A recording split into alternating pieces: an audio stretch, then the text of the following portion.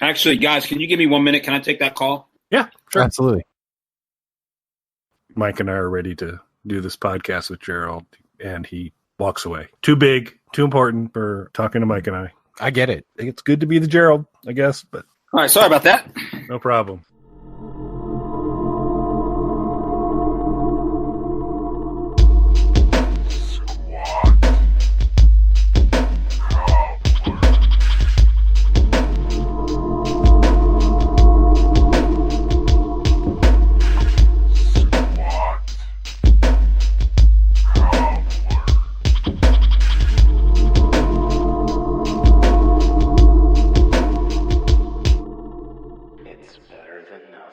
Hello, everybody, and welcome back to Squat Cobbler. This is Kelly at KELLYTHUL on Twitter and Instagram. And I am Dr. Mike at Official Pagan on everything. And now will probably be a good time to tell everybody to like and subscribe on whatever platform you're enjoying our silky smooth voices. Please do. I'm not talking through a mask. Speaking of silky smooth voices, that's what Mike and I are going to talk about. This is another one of those beloved Squat on the Issues shows of ours, and I pinged Mike and asked him if he was interested in talking about masks a little bit, since apparently there's some very strong opinions out there. So I thought it'd be kind of a fun one for us to talk through a little bit. I can share some of my confusion and dismay and kind of see where everybody's at. So would love to hear. This does seem like a topic that people are pretty willing to share their point of view on. So if you have a point of view in the comments and you want to either agree with us or not agree with us, squirrel Guy, we're looking right at you. Yeah, who I'm pretty sure is not wearing a mask. If I was going to guess, he is in the I am not going to wear a mask camp, but we'll see. So let's start off a little bit with, so there's a pandemic going on, and lucky us, it seems to have picked up steam again. And what gets more headlines and attention than the vaccine or treatments to kind of manage control is masks, and whether people should be required to wear masks, or should governors be requiring people to wear masks, or should there be a national requirement to wear masks. And there does not seem to be a whole lot of middle ground here. People basically on either side view the other side as idiots and pretty much will approach them and say that, whether it's someone wearing a mask. My youngest daughter was out on the East Coast, I'm not going to say where, but she walked into a store with a friend of hers. They were both wearing masks, and as they walk in, somebody was walking out, and he just went libtards and just walked right by him. And so people seem to be pretty open in sharing their point of view on it. So Mike, as a doctor, what is your point of view on masks? Because you're out and about a lot, but if you were working from home now, but if you were out and about, are you wearing a mask? Would you wear a mask? Where do you kind of land on the pro and con of masks? So I've, as Kelly alluded to, I've mostly been at home. We've been recording nonstop because we're not able to tour. And in my normal everyday finance job, I can, for the most part, do that largely from home, other than occasional meetings at the office. So I've been mostly working from home and locked away in the studio recording. So I'm not out and about too much.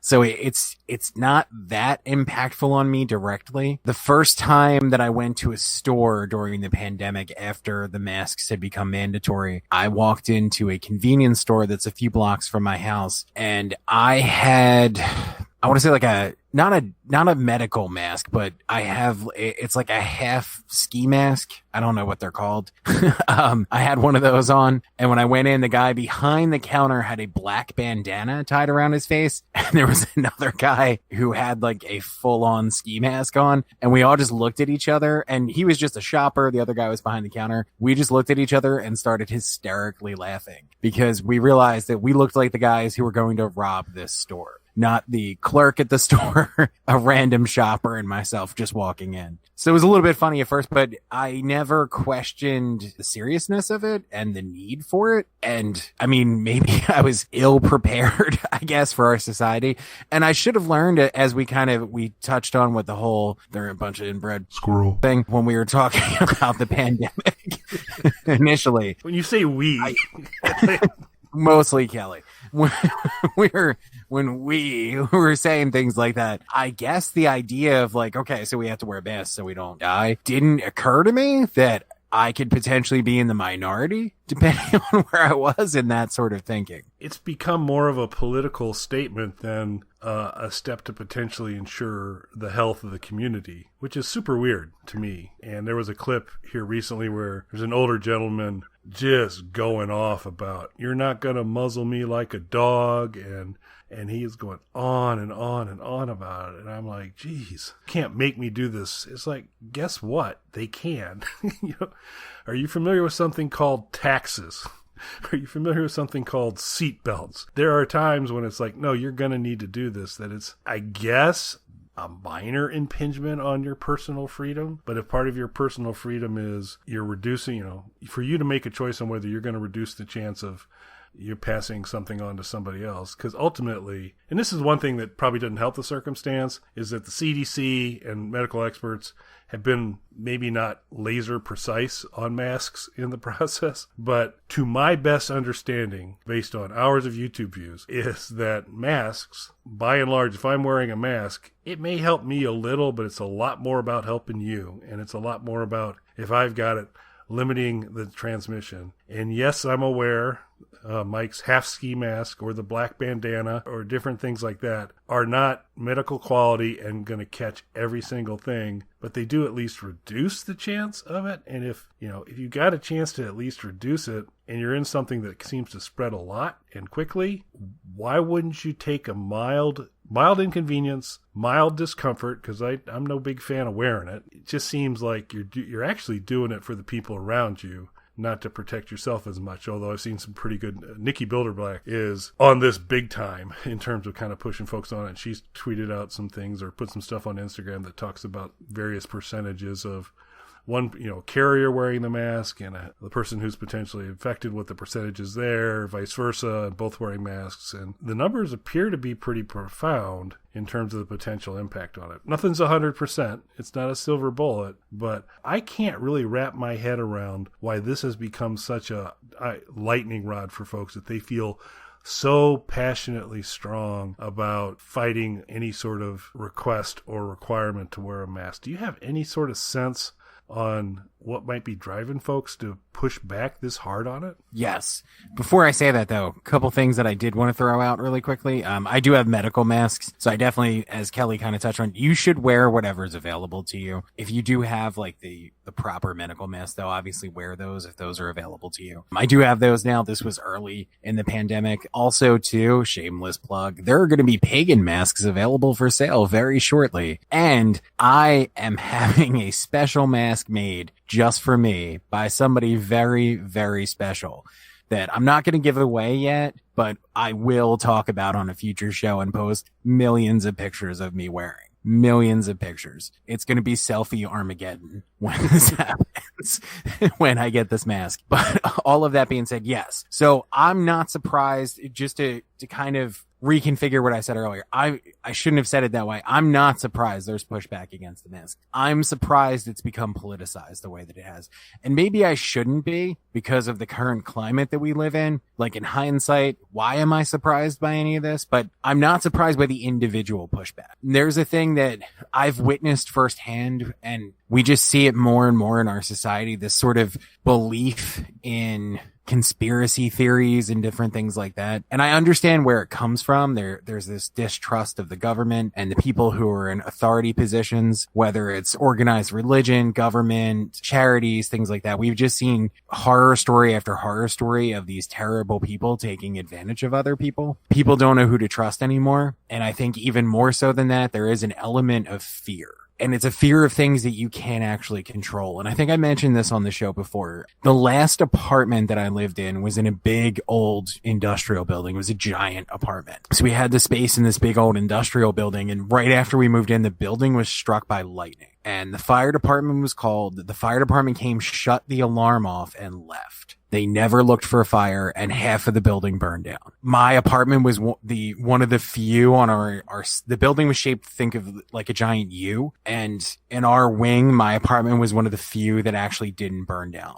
In fact, right around that time was the first time Tony Viejo came over after the fire. And he had come over because... After the fire? Are you sure? Yeah.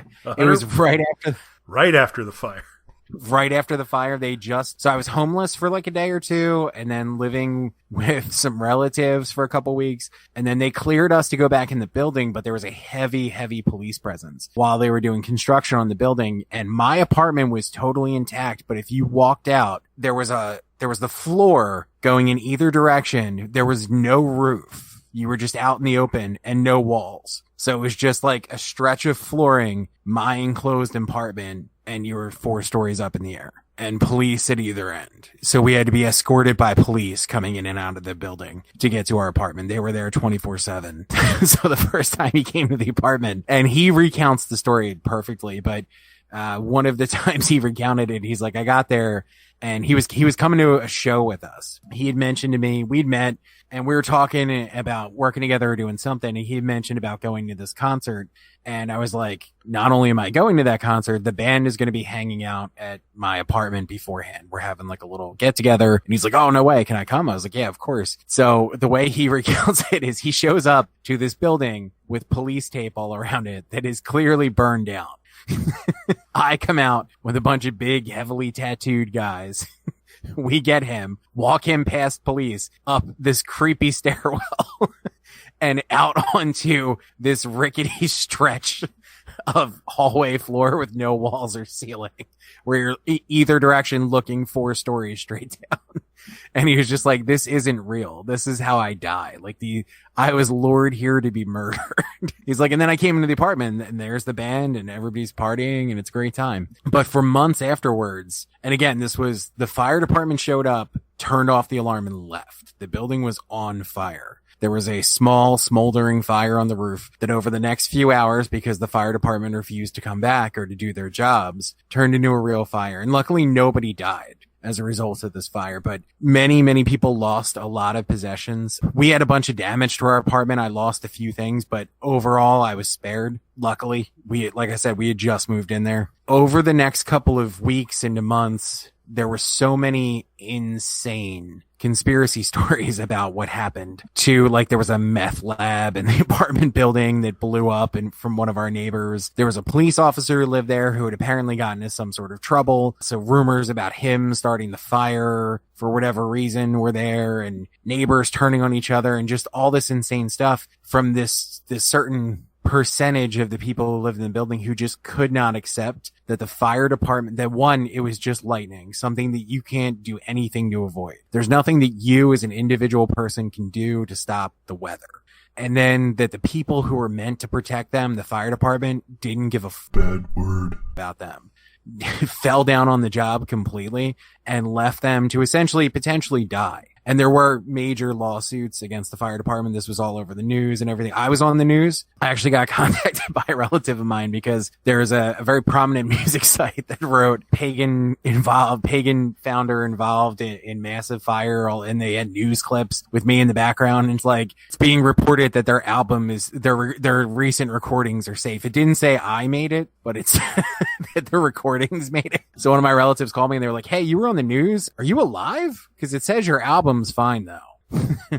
But just watching the fear kind of build up in people, and I get it, especially seeing it firsthand. Like, this was something that's, a quote act of God kind of thing. There's nothing you can do about it. And then watching the people who are supposed to be looking out for you not do their job in every possible way. And that's what we're seeing here now on a grander scale. So as much as I disagree with them and think these people are morons, I know where it's coming from because I saw it firsthand on a very small scale. This is a virus. This is something that is completely out of people's control. They feel like they have no grasp on what was reality one day and then not the next, as far as what they thought this country was and how things were going in their lives. And then you have the people who are supposed to be in charge, who are supposed to be looking out for us, using this as just a way to push their campaigns forward. Your thoughts, sir? So I don't have a 4-story tall potential death trap. I believe our former co-host on Snarkalic Radio was there after the fire as well. Was he looking very self-satisfied? I'm not trying to start rumors, but it smelled like meth. It's worked out a little bit better than I thought it would. Smelled a little bit like meth. That's all I'm going to say. Interesting. So we'll let the authorities pursue that further. I guess fear plays plays into it. And it's just also for a variety of reasons we are now like we're hair triggered, pick a side immediately on everything. And whatever the issue is, people are going to line up left and right and just go after each other instead of kind of taking a pause and say, hey, let's think through this. This isn't good. This virus is bad. What are some things we could do to maybe minimize it? But it becomes an agenda. It becomes politics. It becomes religion to some folks. So I think a lot of that, I mean, it's just, I really scratch my head to kind of say why people can't take a breath and just kind of step back here a little bit and go, hey, and to me, it's like, I'm really not out a lot. If I'm wearing a mask and the mask is totally useless, my sunk cost on that is a little bit of discomfort and looking a little strange for a bit. That's all I'm out. That doesn't seem like a lot to be out to me. If on the upside is that maybe by doing that, if I'd had something, I'm not kicking it out to 4 or 5 other people. And the chain continues on. But there are on both sides. There's the people that stride in and cough on people to kind of show how anti-mask they are. And then there are these idiot reporters who, to kind of show how woke they are and how tuned in they are, do their broadcast with a mask on where they're clearly 10 feet away from anybody at the point at which a mask is completely unnecessary, but they got to wear it because it's kind of, here's my badge. See, I'm on team mask. See, I'm wearing it now. And it's just, I mean, there's jerks on both sides on this. And I just cannot wrap my head around why this is the thing that's got to get people so worked up, when there's still the potential that Hansen could get back together, and there's very little activity occurring right now to prevent that. There are real problems in the world, and we should be concentrating on that. Also, to touch on something that you said earlier, is it really infringing on your freedoms any more than those same freedoms are already infringed upon? Like, I don't know if everybody's aware of this, but like, I can't go outside with my out. Like, there's a certain amount of legal clothing that I need to wear. And I don't see anybody fighting for my right to walk around outside with my out all the time. So if I'm going to send this out to anybody listening to this show who thinks that the masks are bad word and it's infringing on your rights, please start a Kelly and Mike get to walk outside with their out campaign. Where's that campaign at? Okay, I'm going to refine the campaign. Okay. No, Kelly and Mike. I said it right the first time. No, I don't think you did. Kelly's name first. Kelly and Mike. Out. I don't know. Is this with their out campaign? This is it. Yeah. Well, this was a bad idea. But no, like seriously though, like how are those same people not saying that that's an infringement on their rights? Right. Yeah, it is. Yeah. You're already legally told what you have to wear outside to a certain degree. Yeah, and as I mentioned earlier, there's other things out there that, I mean, a seatbelt's probably not super comfortable for some folks, but it's the law and you do it. And there's a reason you do it. There's less people are going to die if we're all doing that. It's kind of potentially the same thing here. But, it does turn into the conspiracy thing and all of that. I'd just like to say I'd like the pandemic to be over. And so you're not one of those pro-pandemic people? I'm not pro-pandemic. I've had it up to here with it, and so I think it just needs to go away. Doesn't seem like that's going to happen anytime soon. So since it's not going to happen anytime soon, I don't know. Maybe we can take some steps to try and help each other out. And I think one of the things we can help each other out is wear a frickin' mask, because it can't hurt, And if you're on the other side of that, how we can help each other out is out.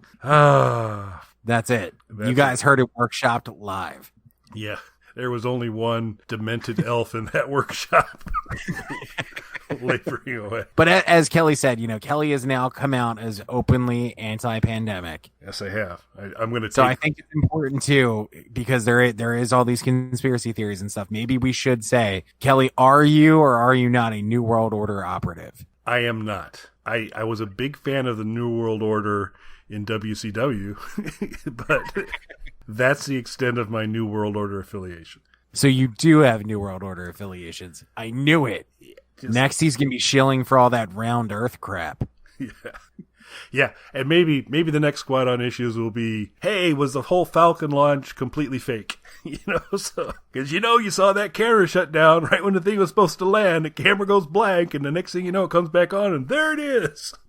They moved the prop in. They did everything they needed to do. We're surrounded by lots of interesting people. So, well, I am truly interested in seeing what sort of YouTube comments we get on this video.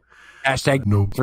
Yeah, which will be a much shorter podcast episode than Mike thinks, since like the entire back section here is probably not making it to the airwaves. So, okay, on that note, before Mike can come up with another idea, I think we're going to wrap it up for this week. I really appreciate you listening. As Mike mentioned earlier, we would greatly appreciate it if you would choose on the platform of your choice to subscribe to the Bog Panda Network. Bog Panda.